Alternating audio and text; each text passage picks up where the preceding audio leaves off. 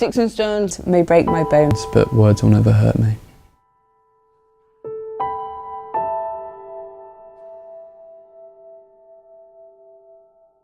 Cyberbullying ranges from anything to a nasty insult to severe persistent abuse online.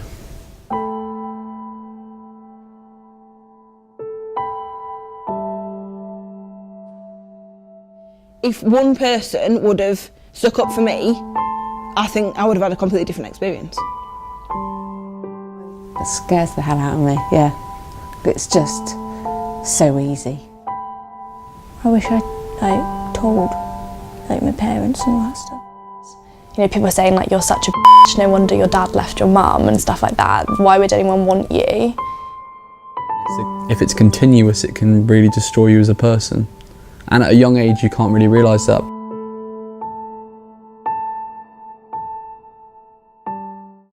Cyberbullying is negative, derogatory, hateful, harmful, inappropriate online behaviour. I think when it comes to cyberbullying specifically, you know, one of the ways we would define bullying is ongoing behaviour patterns that are negative towards that person. I think cyberbullying, it's much more likely to get one-offs and to get harmful, derogatory behaviour.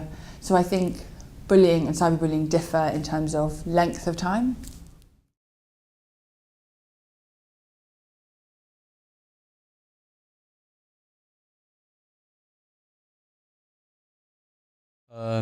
It obviously can affect people long-term or short-term mentally, and technically it could affect them physically if it comes down to self-harm. We've had kids, you know, committing suicide and self-harming. It's terrible. It really is terrible. It can make them like depressed and upset about all the things that they say. People can make people feel really alone or really targeted, and I think it can amplify the effects.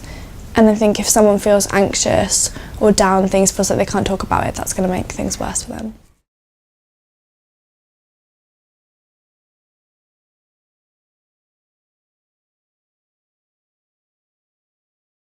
And I think people do it because you can hide that way, and like probably 8 times out of 10 you won't confront that person.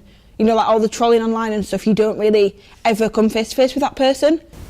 I think for some people, honestly, they do it for entertainment. It's easy.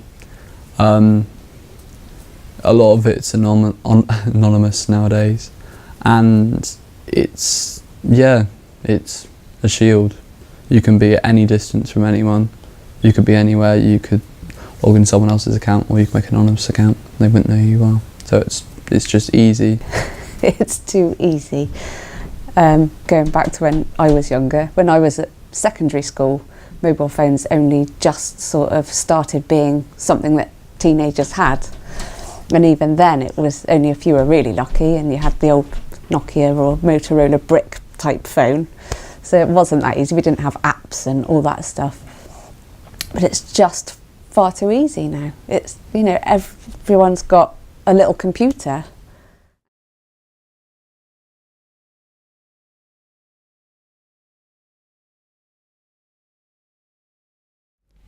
So I was cyberbullied from about the age of 11 till about 16. So a lot of the things were about my weight. So I was always told that I was really fat. And things about my family sometimes. And then girls in high school made up a lie that I'd apparently made, so that I'd lied about something, namely like having cancer, which I would never do because I think that's disgusting. So that didn't happen, but as a result of that, everyone, like, they just turned everyone against me.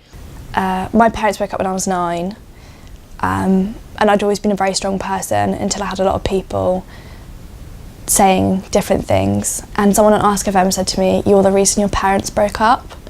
And at 12 or 13, that was quite hard to take, obviously, and I knew it wasn't true, but you still have those things going around in your head. You know, I've had a lot of, you know, I've been on anonymous sites where people can write stuff about you and it doesn't say their names, and I've had a lot of nasty comments. And it's not just a single comment as well, it's the pressuring that people can put on. The fact people, you know, you can send videos photos or just messages. I think it would have had quite an effect on my mental state at that point as well, especially when I got to like 15, 16, because you're forming the way that you think of yourself and trying to love yourself at that age, and I just didn't, because just getting all this abuse. So it like made me hate my body type, like my personality, the way I looked. It just made me like hate myself.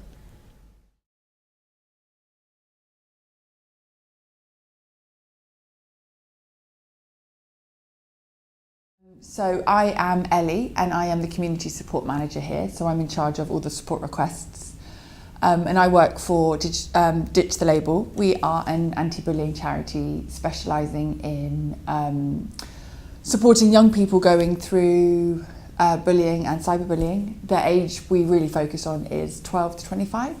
There are three main areas that we focus on. So we have our research, and our research is really crucial because it informs the kind of support that we're delivering. So as opposed to giving support that we think young people want, we use our research to really help give support that we know is responsive to what people are going through. So one of the biggest pieces of research that inform the support that we give is the anti-bullying survey. And that is, every year we give it a theme. This year is bystanders. So we really wanted to understand more about why so many people watch cyberbullying and bullying in real life and don't do anything. Because I think we're all kind of guilty of it. And that usually is about 10,000 participants. So it does give us quite an accurate understanding of what's going on. The other two areas that we work on is our campaigns. We last year did about 6 campaigns. We've got about 4 this year. And ultimately campaigns are to challenge societal norms and just ask some big questions and get people thinking. And then the other main area that I focus on is our support. Last year in February we launched the first online support community, and that is like a designated safe space for young people or anybody. We don't turn anybody away to come and just get support and ask questions and just make sure they know that they're not the only one. I actually think paying more attention to the why, I think we have a better chance of making an impact to help reduce cyberbullying rates. So at Ditch the Label, we really believe that cyberbullying is a bit of a red flag, that person's not okay.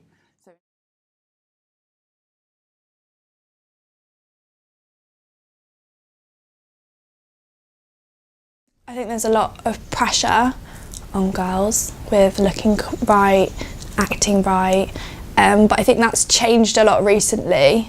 There's a lot more people speaking out about things, changing things. I think there's also, people recognise there's a lot more pressure on boys as well, because there's a lot of movements now about girls' body shapes and accepting who you are and being healthy.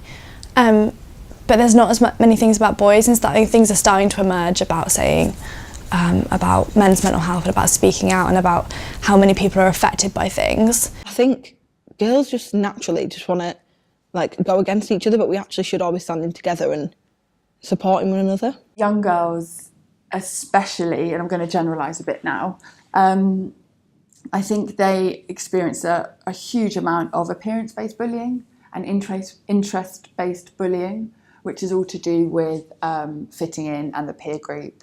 And on top of that is the pressure of living up to societal standards about beauty and about who you need to be.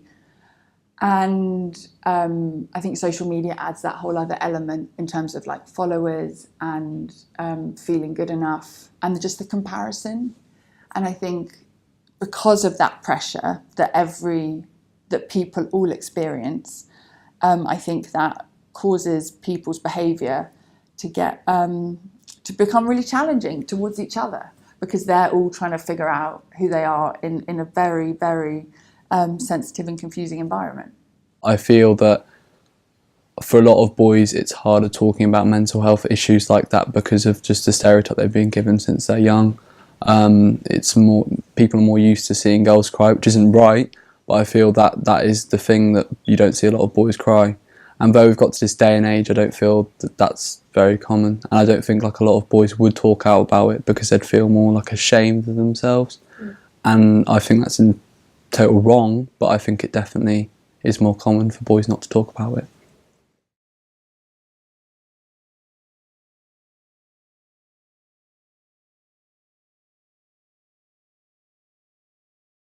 I think with all forms of bullying, there needs to be more accountability. More and more with the stories that are coming out really sadly about people committing suicide after long periods of being cyberbullied. I think as a society, we're all feeling a bit like more needs to be done.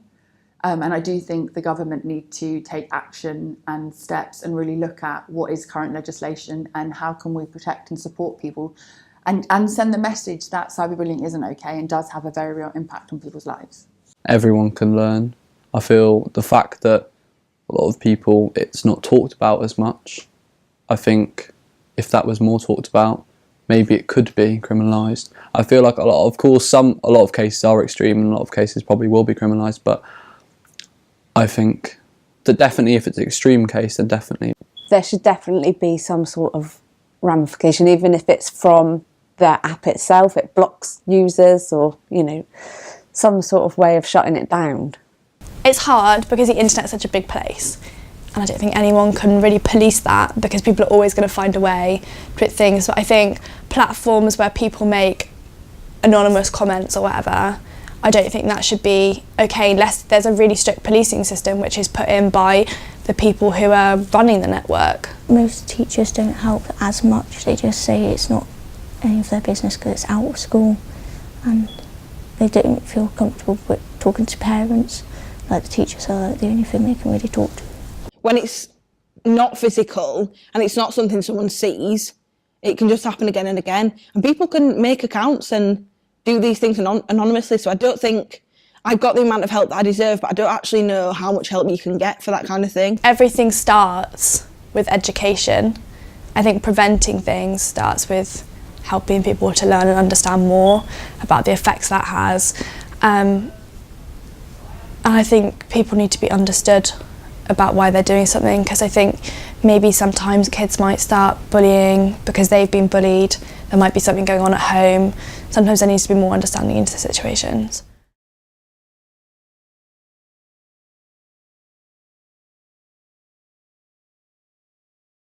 I wish I had the forethought and the sort of, what's the word I'm looking for? The right words to give out.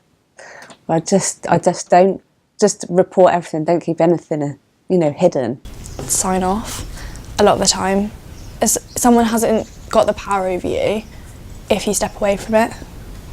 I just how where it can put a person. So I think that more kind of awareness of it being alright for boys to talk about it, not just it being in general, but really accepted that boys can talk about it, and it is alright for a boy to say how they feel, and girls to say how they feel, because you don't get it that common that people actually talk about their feelings at my age.